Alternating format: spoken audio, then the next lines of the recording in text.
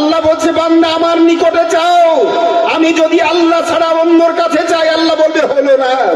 আমরা বলছি ইয়াকা না'বুদু ওয়া ইয়াকা নাস্তাঈন, আল্লাহ খাস করে আমরা তোমার ইবাদত করি, তোমার নিকটে সাহায্য প্রার্থনা করি। কি সাহায্য প্রার্থনা করি? ইহদিনাস সিরাতাল মুস্তাকিম, আল্লাহ আমাদেরকে সোজা পথে চালাও।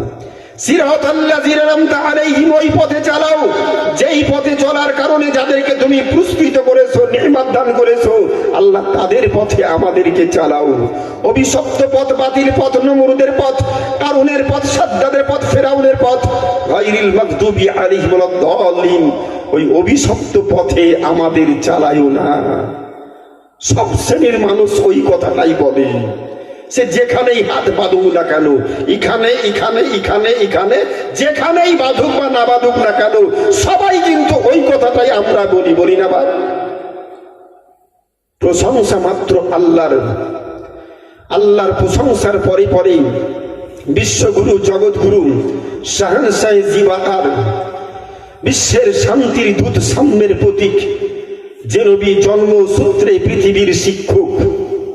একটা টু দি পয়েন্ট কথা বলি, গত 4 দিন 5 দিন পূর্বে, গত শুক্র শনিবার মেদিনীপুরে ছিলাম একটা সভায়, ওই পশ্চিম মেদিনীপুর আপনার ঘাটাল এলাকায়। তো সভাপতিকে সালাম সম্বোধন করে খুব বড় মাহফিল, শুধু বলেছি মহাবিজ্ঞানী মহান দার্শনিক হচ্ছে আমার রাসূলুল্লাহ। অবজেকশন, অভিযোগ, ভালো মনোপত হলো না। আমি বললাম মনটা এত খারাপ কেন? নবী তো পড়াশোনা করেনি, উম্মি নবী, এটাই সহি হাদিস বলছে। নবী তো পড়াশোনা কিছু জানতেন না, আর ওই নবীকে নিয়ে এত বেশি কথা বলা মনে হয় ঠিক হবে না। আমি একটা কথা বললাম, ঠিক ভালো, নবী মক্কায় পড়েননি, মদিনায় পড়েননি, তুরস্কে পড়েননি, পৃথিবীতে কারো নিকটে নবী পড়েননি। যেহেতু পড়েননি অতএব নবী নিরক্ষর, যেহেতু নিরক্ষর নবী অতএব ওই নবীকে এত বড় পণ্ডিত বলে আখ্যা দেওয়া মানুষের ক্ষেত্রে উচিত হবে না। আপনার যুক্তিটা ভালো।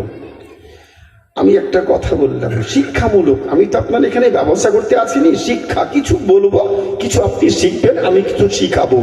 এই টাইমের জন্য আমি আপনাদের মাস্টার, আর আপনারা হচ্ছে আমার ছাত্র ছাত্রী।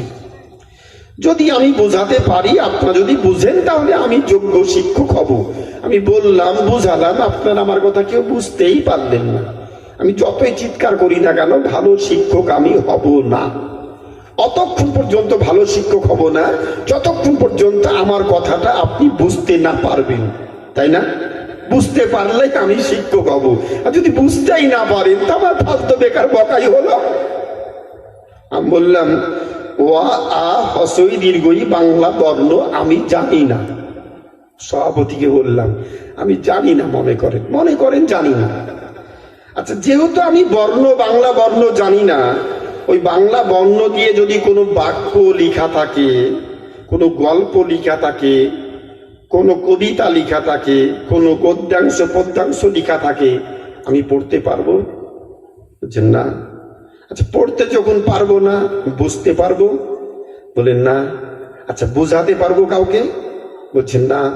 আমি ঠিক বলছেন তো? ঠিকই তো কথা। আপনি বর্ণ যদি না চিনেন তাহলে আপনি বাক্য কেমন করে চিনবেন? আর বাক্য যদি চিনতে না পারেন, পড়তে না পারেন, তো বুঝবেন কেমন করে? যদি বুঝতেই না পারেন তো আপনি বুঝাবেন কেমন করে? কথা ঠিক না? A B C D A to Z 26টি বর্ণ, আমি কোনো বর্ণই চিনি না।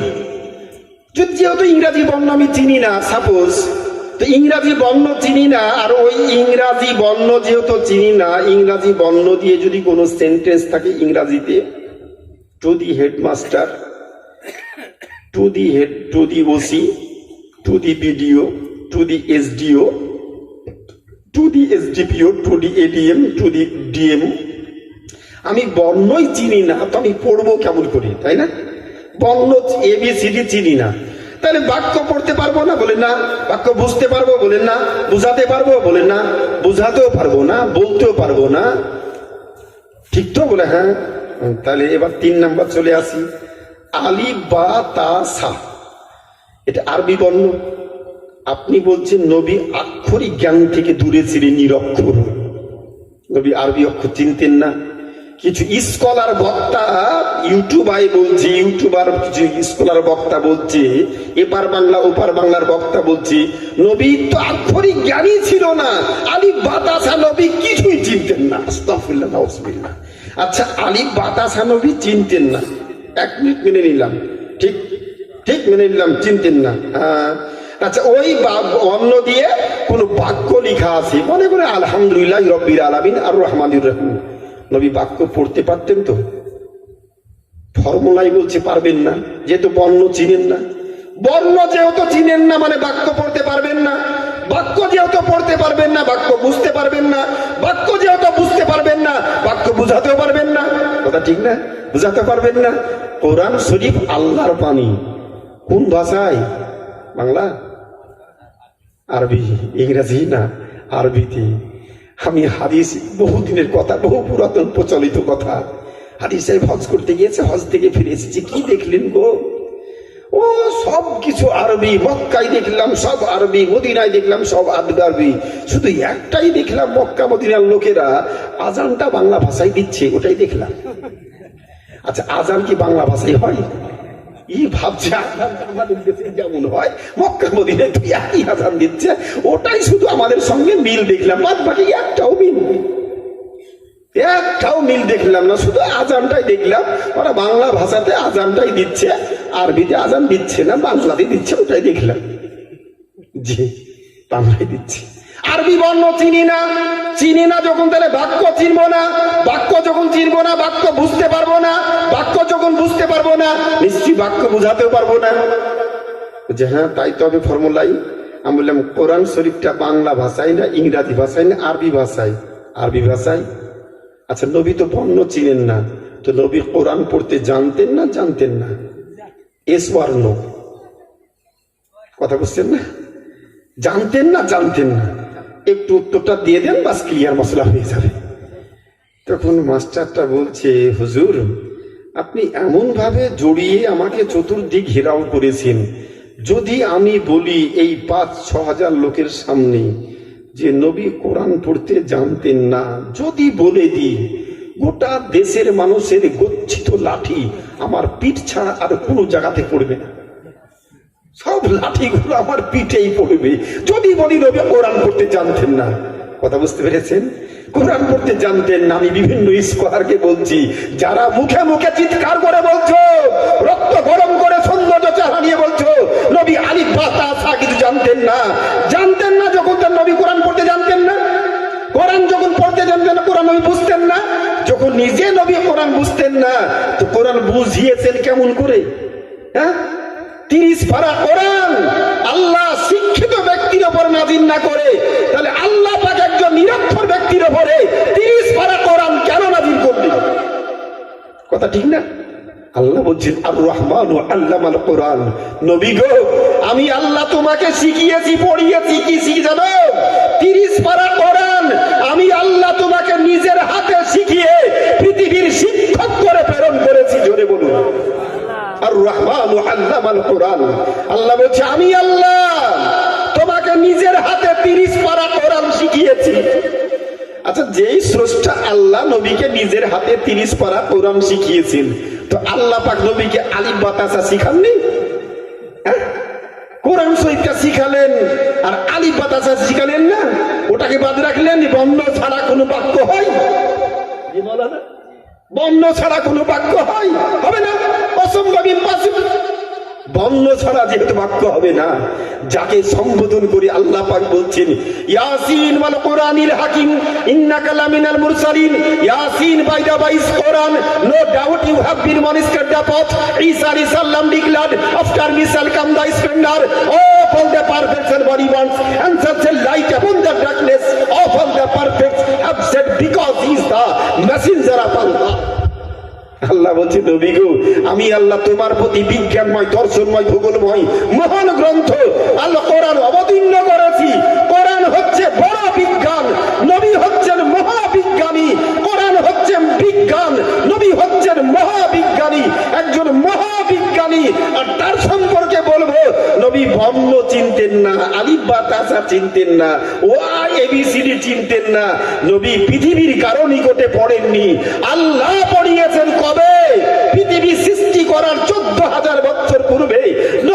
বলেন কুনতু নাবিয়্যাও ওয়া আদামু বাইনার রূহি ওয়াল জাসাদি, আমি রাসূল ওই সময়তে নবী ছিলাম যেই সময়তে আদম পয়গম্বরের পুতুল তৈরি করা হয়নি। মাটি মাটির জায়গায়, পানি পানির জায়গায়, মাটি পানি একত্রিত করে কাদা সেনে আদম আলাইহিস সালামের মানুষের স্ট্রাকচার তৈরি করা হয়নি। আমি তখনও নবী ছিলাম। আমি তখনও নবী ছিলাম যখন আদম পয়গম্বরের স্ট্রাকচার পুতুলখানা তৈরি করা হয়নি, রূহ দেওয়া হয়নি, তখনও আমি নবী ছিলাম। আরেকবার মুহাব্বতে বলি সুবহানাল্লাহ। ও নবী দুজাহা সরওয়ারে কায়নাত, নবী পড়লেন কোথায়? পড়ালেন আল্লাহ, পড়লেন রাসূলুল্লাহ, আর নবীর স্কুলের নামটা ছিল আরশে মুআল্লা। এমন স্কুলে পড়লেন যে স্কুলের শিক্ষক হচ্ছেন আল্লাহ, ছাত্র হচ্ছে রাসূলুল্লাহ, স্কুলের নামটা হচ্ছে আরশে মুআল্লা। ওই মহান পয়গম্বর, মহান আদর্শের প্রতীক নবী মুহাম্মদুর রাসূলুল্লাহ সাল্লাল্লাহু তাআলা আলাইহি ওয়াসাল্লামের উপরে গ্রামবাসীর তরফ হতে নির্জন রাত্রে শত কোটি দরুদ ও সালাম পাক মদিনার রওজা পাকে বর্ষিত হোক। সকলেই মুহাব্বতে বলি আল্লাহুম্মা আমিন। কোরআন শরীফ থেকে আমি আয়াতে কারিমা তেলাওয়াত করেছি। টু দি পয়েন্ট কিছু একটা কথা বলবো ভেবে বলার মানসিকতা ছিল। রাত্রি অতিক্রম করাতে, বেশি রাত্রি হওয়াতে শারীরিকভাবে বলার মানসিকতা আমি হারিয়ে যাচ্ছি। আপনাদেরও মানসিকতা ঠিক থাকছে না, অনুভব করছি। আপনি বলুন হুজুর আপনি কেমন করে জানছেন মনের সংবাদ? কেউ কি বলতে পারে? আল্লাহ যদি কাউকে ক্ষমতা প্রদান করেন, অবশ্যই বান্দার মধ্যেই আল্লাহর প্রত্যেকটা সিফাত গুণাবলী বান্দার মধ্যেই প্রকাশিত। স্রষ্টার জায়গায়, বান্দার জায়গায়, কিন্তু বান্দার আল্লাহর গুণাবলী সময়ের ক্ষমতা আল্লাহ বান্দাকে দান করে থাকেন। যাকে আল্লাহ পছন্দ করেন, যাকে আল্লাহ ভালোবাসেন, তাকে আল্লাহ এটা দান করে থাকেন। To the point. আর মাত্র 10 মিনিট থামবে, আমি শেষ করে দিচ্ছি। আমি জানি আজকে বক্তব্যের লাইন থাকবে না, তা সত্ত্বেও যেহেতু জিয়াফত পেয়েছি, নিমন্ত্রণে এসেছি, কিছু কথা বলতে আমাকে হবে, তাই বলার জন্যই বলা, এবং কি যাতে কিছু শিক্ষামূলক আলোচনা করতে পারি। ইত্তাকুল্লাহ ইয়া আইয়ুহাল্লাযীনা আমানু, হে ঈমানদারগণ। কোরআন শরীফের মধ্যে 2 ধরনের আয়াত আছে, একটা হচ্ছে মাক্কি, একটা হচ্ছে মাদানী। নবী পাকের জীবদ্দশায় মক্কার মাটি কেটেছে নবুয়তের এলান করার পর। মক্কার মাটিতে নবী 12 বছর ইসলাম প্রচার করেছেন।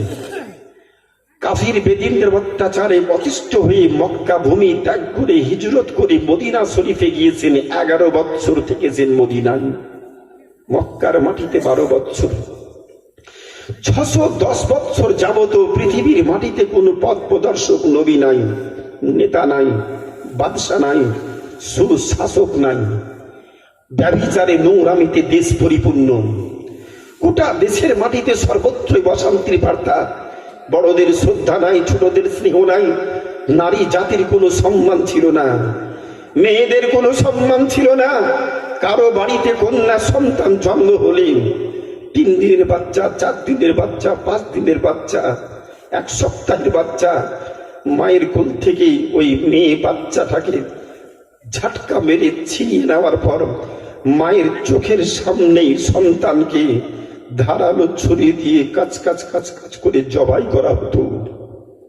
এই ছিল অবস্থা। 610 বছর কাল গোটা পৃথিবীর মাটিতে পথ প্রদর্শক নাই, নবী নাই, নেতা নাই। 570 খ্রিস্টাব্দে নবী জন্মগ্রহণ করলেন। 610 খ্রিস্টাব্দে নবী পাক নবুয়তের এলান করলেন। 622 খ্রিস্টাব্দে মক্কা থেকে মদিনা হিজরত করলেন। 632 খ্রিস্টাব্দে নবী পার্থিব জগৎ আমাদের চামড়ার চোখ থেকে আড়াল হলেন, পার্থিব জগৎ ত্যাগ করলেন।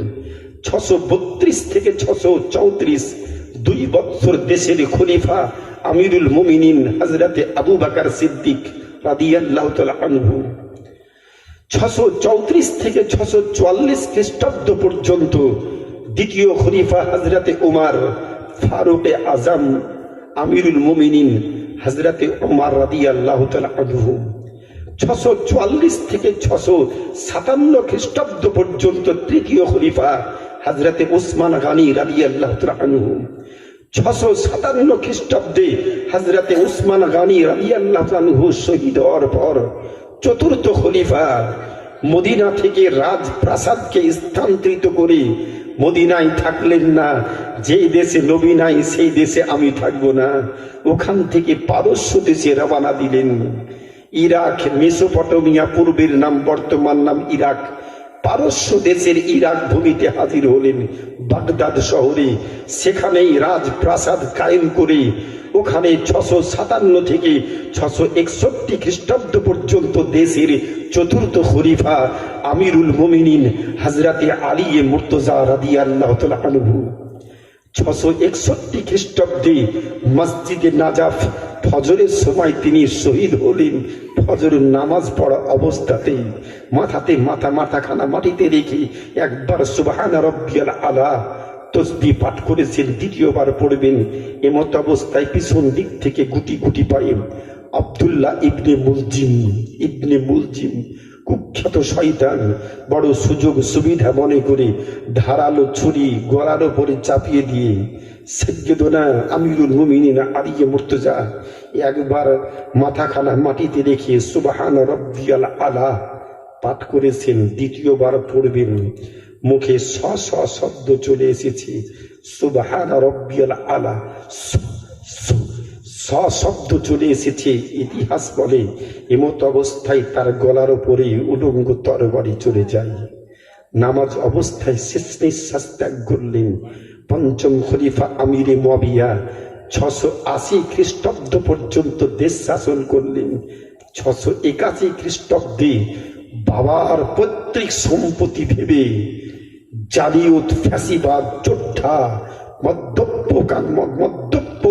মদ্যপানকারী, ব্যভিচারী, নোংরা এজিদ আমিরে মুয়াবিয়ার সন্তান 681 খ্রিস্টাব্দে দেশের খলিফা নেতা সাজলো। আর এই নেতা সাজতে গিয়ে গোটা বিশ্বব্যাপী রক্তক্ষয়ী যুদ্ধ ঘটল। 681 খ্রিস্টাব্দে কারবালার সেই রক্তক্ষয়ী যুদ্ধ। ইসলাম কেমন করে আসলো পরস্পর? আমি ভেবেছিলাম আজকে শুধু এটাই বলবো, চন্দ্রনারায়ণপুরের গ্রামে যে এই ভারতবর্ষের মাটিতে, পৃথিবীর মাটিতে ইসলাম কেমন করে বিস্তার লাভ করলো, কোথা থেকে, কোন তারিখ, কোন সাল থেকে পরস্পর পরস্পর পরস্পর নবী পাকের ইন্তিকালের কত বছর পর এই ভারতবর্ষের মাটিতে ইসলামের কলেমার প্রচার নিয়ে আসলো। কার মাধ্যমে আসলো, কে নিয়ে আসলো, কার হুকুমে আসলো, এই ইতিহাসটাই পরিবেশন করব ভেবেছিলাম, কিন্তু হলো না। মানসিকতার পরিবর্তন ঘটে গিয়েছি। আমি টু দি পয়েন্ট একটা কথা বলার জন্য শুধু কথাটা বললাম। রক্তক্ষয়ী যুদ্ধ ঘটলো, সবাই বলে জীবনী বক্তা। ইমাম হোসাইন 681 খ্রিস্টাব্দে কারবালার প্রান্তরে 10ই মুহররম শাহাদাত বরণ করলেন। শহীদ থেকে জীবনী শেষ। এরপরে কি হলো? আর কোন জীবনী বক্তার বক্তব্য রাখে না। 681 খ্রিস্টাব্দ থেকে 719 খ্রিস্টাব্দ পর্যন্ত মধ্যখানে 38 বছর দেশের মাটিতে অবক্ষয়, বালা মুসিবত দেশের মাটিতে নেমে আসলো। ইমাম হোসাইনের শহীদ হওয়ার পর থেকে 40 দিন পর্যন্ত সূর্য ওঠেনি, আকাশের সূর্য দেখা যায়নি।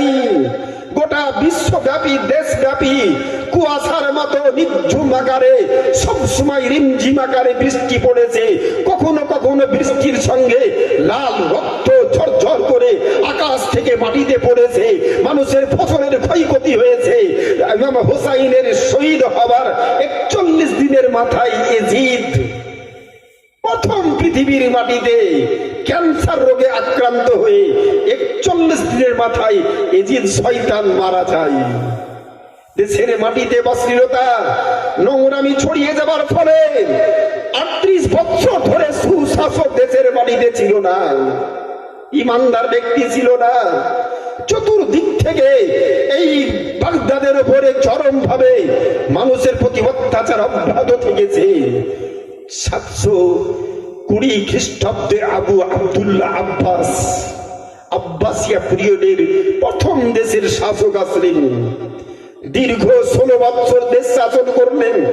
তারপরে বাদশাহ হারুন রশিদ 741 খ্রিস্টাব্দ পর্যন্ত বাদশাহ হারুন রশিদ, 741 পরে 781 খ্রিস্টাব্দ পর্যন্ত তার 2 সন্তান মামুন রশিদ, মুতাসিম রশিদ। ওদের ইন্তিকালের পর ঠিক 471 হিজরিতে পৃথিবীর মাটিতে জন্মগ্রহণ করলেন জগৎ বিখ্যাত আল্লাহর বলি গাউসে সামদানি, মাহবুবে সুবহানি, পীরানে পীর আব্দুল কাদের জিলানী রহমাতুল্লাহ আলাইহি। জোরে মুহাব্বতে বলি সুবহানাল্লাহ। একটা কথা বলার জন্য কথাটা তুললাম। গাউস পাক বাড়ি থেকে পায়ে হেঁটে 42 বার হজ করেছেন। কতবার? 42 বার। ওনার জীবনীতে লেখা আছে, মক্কায় গিয়েছি 42 বার তফ করেছি, আরাফাতে হাজির হয়েছি, মক্কার হজের কাজ কমপ্লিট করে মদিনা শরীফে এসেছি, নবী পাকের রওজা শরীফের পাশে দাঁড়িয়েছি। 10 দিন, 15 দিন, 20 দিন, 1 মাস করে দাঁড়িয়ে থেকেছি। সারা রাত্রি মদিনায় এসে একদিনও বিছানায় রাত্রে কোনোদিন ঘুমাইনি। রওজা পাকে দাঁড়িয়ে দাঁড়িয়ে সালাম পড়েছি। 10 দিন, 15 দিন, 20 দিন, 30 দিন, 40 দিন পর্যন্ত কোন সফরে দাঁড়িয়ে সালাম পড়েছি। যেই দিন রওজা শরীফ থেকে হায়াতুন নবী, জিন্দা নবী রওজা শরীফ থেকে সালামের উত্তর দিয়ে বলেছেন, ওয়া আলাইকুমুস সালাম ইয়া আব্দুল কাদের জিলানী, আব্দুল কাদের তোমার প্রতিও আমার তরফ থেকে সালাম। যেই দিন নবীর মুখ থেকে সালামের উত্তর খানা রওজা শরীফ থেকে নিজের কানে শুনেছি, সেই দিন মনে স্থির করেছি এবার হজটা আল্লাহ আমার কবুল করলেন। জোরে বলি সুবহানাল্লাহ। গাউস পাক 43তম হজ করতে গিয়েছেন কাবা বাইতুল্লাহ। 91 বছর বয়স, শরীর চলে না, কষ্ট করে লাঠি ধরে কাবা বাইতুল্লাহর চতুর্দিক সব তফ, আরাফাত, মিনা, মুজদালিফা, আরাম সব কাজ কমপ্লিট করে কষ্ট করে মক্কা থেকে মদিনা 485 কিলোমিটার পথ, দীর্ঘ পথ অতিক্রম করে মদিনায় হাজির হলেন মাগরিবের সময়। মাগরিবের আজানের কিছু সময় বাকি, ওযু করে মসজিদে নববীতে প্রবেশ করলেন, জামাতে নামাজ পড়লেন। নামাজটা পড়ার পর 1 বছর পর এসেছেন নবীর সঙ্গে একটু সালাম কালামটা হয়ে যাক। রওজা শরীফের পাশে বাবু সালাম গেট দিয়ে ঢুকে নবী পাক যেখানে ঘুমিয়ে আছেন, পাশে আবু বকর সিদ্দিক, এদিকে পাশে একদিকে আবু বকর সিদ্দিক, আর একদিকে হচ্ছে হযরতে আপনার ওমরে ফারুক রাদিয়াল্লাহু তাআলা আনহু। নবী পাকের 2 দিকে 2 জন বিশিষ্ট সাহাবী, মধ্যখানে রাসূলুল্লাহ। ওনার রওজা শরীফ ফুটো, এইভাবে বড় বড় ফুটো আছে। কাছে থেকে দেখলে ফুটো দিয়ে রওজা শরীফের চাদর দেওয়া আছে, এটা সুস্পষ্ট দেখা যায়। বারংবার দেখার চেষ্টা করেছি, রাত্রি দেখতে পাইনি, দুপুর বেলায় গিয়েছি দেখার জন্য, বারংবার দেখেছি। নবী পাকের রওজা শরীফের উপরে সবুজ রঙের সুন্দর নামি দামি একটা চাদর বিছানো আছে। জোরে বলি সুবহানাল্লাহ। ওখান থেকে সাদু সালাম পাঠ করছেন হযরত গাউস পাক আব্দুল কাদের জিলানী রাহমাতুল্লাহ আলাইহি। আসসালাতু ওয়াসসালামু আলাইকা ইয়া রাসূলুল্লাহ, আসসালাতু ওয়াসসালামু আলাইকা ইয়া হাবিবাল্লাহ। কেবল সালাম দিয়েছেন, প্রথম সালামেই রওজা শরীফ থেকে উত্তর আসছে, ওয়া আলাইকুমুস সালাম ইয়া আব্দুল কাদের জিলানী। গাউস পাক বলছি, ইয়া রাসূলুল্লাহ, ইয়া হাবিবাল্লাহ, আমি তো 42 বার হজ করেছি। 10 দিন, 15 দিন, 14 দিন, 20 দিন, 30 দিন থেকেছি, 40 দিন থেকেছি, তারপরে সালামের উত্তর পেয়েছি। আজকে এই প্রথম সালামেই উত্তর দিল বিশ্বাস আমি অল্প সময়ের মধ্যে পৃথিবী থেকে চলে যাব। আমি পৃথিবীতে থাকবো না। আমার 43তম হজ আল্লাহ কবুল করে নিয়েছেন, জোরে বলুন। আমার হজ আল্লাহ কবুল করে নিয়েছেন 43তম। ইয়া রাসূলুল্লাহ, ইয়া হাবিবাল্লাহ, মুহাব্বতে সালাম দিচ্ছে, সালামের উত্তর হচ্ছে রওজা পাক থেকে পাচ্ছেন। কি ঘটলো? এশার নামাজটা পড়লেন, আবার দাঁড়িয়েছেন এসে। নির্জন রাত্রি, আকাশ মেঘাচ্ছন্ন, শীতের মৌসুম। গাউস পাক আব্দুল কাদের জিলানী রাহমাতুল্লাহ আলাইহি বলেন, চতুর্দিক থেকে বৃষ্টির মতো কুয়াশা পড়তেছিল, ফাঁকা, চতুর্দিকটা ফাঁকা। এমত অবস্থায় লক্ষ্য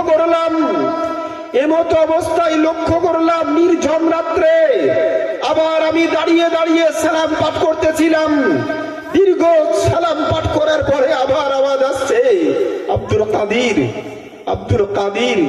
তুমি বাড়ি যাও। আমি রাসূলুল্লাহ তোমাকে সম্বোধন করে বলছি, আব্দুল কাদের, 471 বছর হলো আমার এই পৃথিবী থেকে চলে আসা। 471 বছর হলো মক্কা ত্যাগ করে মদিনায় এসে আমার পৃথিবী থেকে চলে আসা 470 বছর পার হলো। আব্দুল কাদের, গোটা দেশের মাটিতে ইসলাম বিস্তার লাভ করেছে, কিন্তু হিন্দুস্তানের মাটিতে এখনো ইসলামের স্থায়ী বার্তা পৌঁছায়নি। আব্দুল কাদের, বাড়ি যাও। বাড়ি যাওয়ার পর একটা বড় কাফেলা দল ঠিক করে হিন্দুস্তানের দিকে একটা কাফেলা দলকে পাঠিয়ে দাও ইসলাম প্রচার প্রসারের জন্য। আল্লাহু আকবার। আমার ওই কথা ইতিহাস বলার মানসিকতা ছিল, কিন্তু হলো না, সময় করতে পারলাম না, আপনাদের মন মানসিকতাকে হাজির করতে পারলাম না। টু দি পয়েন্ট শুধু একটা কথাই বলবো, নির্জন রাত্রে গাউস পাক বলেছিলেন, ইয়া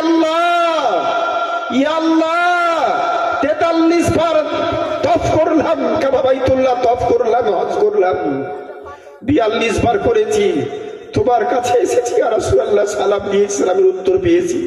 দৃঢ় বিশ্বাস, আজকে যখন প্রথম সালামে উত্তর পেয়েছি, আর পৃথিবীতে থাকবো না, অল্প দিনে পৃথিবী থেকে বিদায় নেবো ইয়া রাসূলুল্লাহ। তবে একটা মনের আবেদন, মনের একটা ইচ্ছা ইয়া রাসূলুল্লাহ, মনের ইচ্ছা ইয়া রাসূলুল্লাহ। বারবার কানে মুখে সালাম দিয়েছি, কানে সালামের উত্তর পেয়েছি। আজকে জীবদ্দশায় মনের ইচ্ছা, মনের ডিমান্ড, মনের ইচ্ছা হচ্ছে একটাই, আমি চামড়ার চোখ দিয়ে জীবদ্দশায় আপনার নুরানি চেহারাখানা দর্শন করতে চাই, নুরানি চেহারাখানা দর্শন করতে চাই। রওজা শরীফ থেকে শব্দ হলো, আব্দুল কাদের, এই আবেদনটা করো না, আব্দুল কাদের, এই আবেদনটা করো না। আমি রাসূলুল্লাহ যদি রওজা থেকে বেরিয়ে যাই তোমার দর্শনের জন্য, এখনই কিয়ামত নেমে আসবে, পৃথিবী ধ্বংস হয়ে যাবে। নাছর বান্দা, না, আমি দেখবো বলেছি, দেখবো না, দেখে আমি যাব না। কতক্ষণ লোকজন কেউ নাই, নির্জন রাত্রি। গাউস পাক মুহাব্বতে দাঁড়িয়ে সালাম পড়তে আছেন, চক্ষু বন্ধ অবস্থায় সালাম পড়তেছিলেন। রওজা শরীফ থেকে বিশ্ব নবী হায়াতুন নবী জিন্দা নবী আমার ডান হাতখানা বের করে দেওয়ার পর বলছে, আব্দুল কাদের, দেরি করো না, এই দেখো আমার নুরানি হাতখানা দেখে মনের শান্তি চুম্বনটা দিয়ে দাও। গাউস পাক বলে, মুহাব্বতে ঝাঁপিয়ে পড়লাম, নুরানি হস্তখানা ধরে চুম্বন করলাম, অচেতন হয়ে পড়লাম, অজ্ঞান হয়ে পড়লাম। জানি না, জ্ঞান যখন ফিরলো তখন দেখি মদিনার মসজিদে ফজরের জামাতে বাদশাহ নুরউদ্দিন, দেশের শাসক বাদশাহ নুরউদ্দিন ফজরের জামাতে 2 রাকাত ফরজ নামাজের প্রথম রাকাত পড়ার পর দ্বিতীয় রাকাতে দাঁড়িয়ে সূরা ফাতিহা কিরাত করছে মদিনার মসজিদে। তখন আমার ঘুমটা ভাঙলো, তখন আমার জাগরণটা হলো। আমি মুহাব্বতে উঠে গেলাম, ওযু করলাম, চটজলদি জামাত ধরলাম, রুকুটা পেলাম। নামাজ কমপ্লিট করার পর দৃঢ় বিশ্বাস, সব আশা পূর্ণ করে দিয়েছে আল্লাহ। তাই রওজা পাকে হাফিজে কোরআন গাউস পাক বড় পীর আব্দুল কাদের জিলানী রাহমাতুল্লাহ আলাইহি বলেন, আমার সব আশা পূর্ণ হয়ে গিয়েছে, আজকেই আমি বাড়ি রওনা দিব। তবে নবী পাককে একবার 30 পারা কোরআন খানা শুনিয়ে দিয়েই যাব। হাফিজে কোরআন রওজা পাকের পাশে বসে 30 পারা কোরআন মুখস্থ হাফিজ, উনি বসে পড়তে আরম্ভ করেছেন, পড়ছে 3 পারা সবে পড়া হয়েছে, 3 পারা পড়া হয়েছে। সারা রাত্রি জাগার জন্য চোখে তন্দ্রা ঢুলুন এসেছে, শুয়ে পড়েছে। নবী পাক স্বপ্ন যোগে বলছেন, আব্দুল কাদের দেরি করো না, তাড়াতাড়ি বাড়ি যাও। হিন্দুস্থানে বহু আচিকের সুগন্ধ আমি মদিনা থেকে পাই। 470 বছর পার হলো আমার ইন্তেকাল হওয়া, এখনো সেখানে স্থায়ী ইসলাম প্রচার হয়নি। তুমি তাড়াতাড়ি করে বাড়ি যাও, একটা কাফেলা পাঠিয়ে দাও হিন্দুস্তানের পথে। জোরে মুহাব্বতে বলি সুবহানাল্লাহ। আমি বড় ভাবনা নিয়ে ভেবেছিলাম আল্লাহর বস্তে আজকে গুরুত্বপূর্ণ আয়াতে কারিমা তেলাওয়াত করে তার উপরে আলোচনা কিছু এগিয়ে যাব। ইত্তাকুল্লাহ, হে ঈমানদারগণ। বলতেছিলাম কি, কোরআন শরীফের 2 ধরনের আয়াত, একটা মাক্কি একটা মাদানী।